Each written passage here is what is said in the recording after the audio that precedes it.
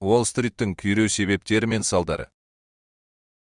Уолл-стрит үлкен банктер, қорлар биржасы және өнеркәсіптік монополиялардың басқармасы орналасқан Нью-Йорк қаласындағы Манхэттеннің төменгі бөлігіндегі шағын тар көшенің атауы, көшенің басты назар аударарлық орны Нью-Йорк қор биржасы.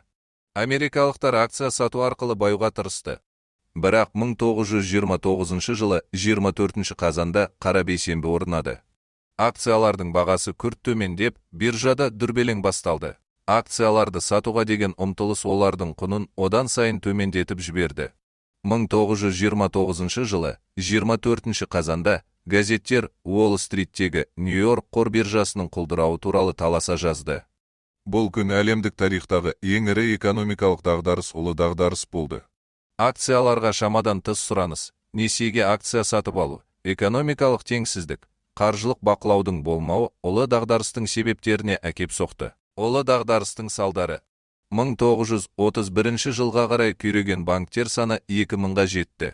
1933 жылы өндіріс 46%-ға қысқарды. Жұмыссыздық деңгейі 1932 жылы 25%-ды құрады. Кедейлік пен қаңғыбастық кеңінен тарала бастады. Әлеуметтік шиеленіс күрт күшейді.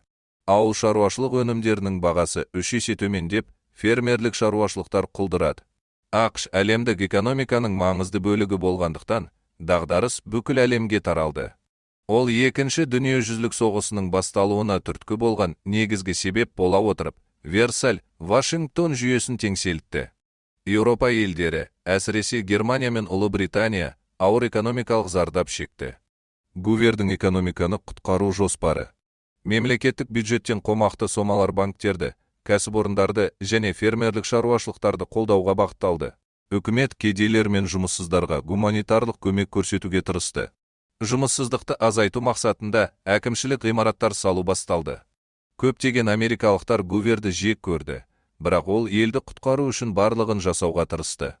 Гувер ақштың 31-ші президенті, республикалық партия өкілі.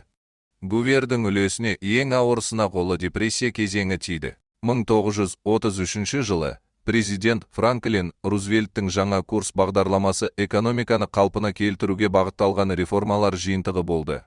Бұл бағдарлама банктерге бақылауды күшейту, жұмыс орындарын ашу, әлеуметтік қолдау жүйесін енгізу арқылы экономикаға жан бітірді. Франклин Рузвельт ақштың 32-ші президенті. Ұлы дағдарыс экономиканың реттелуінің және қаржылық бақылаудың маңыздылығын көрсеткен үлкен сабақ болды.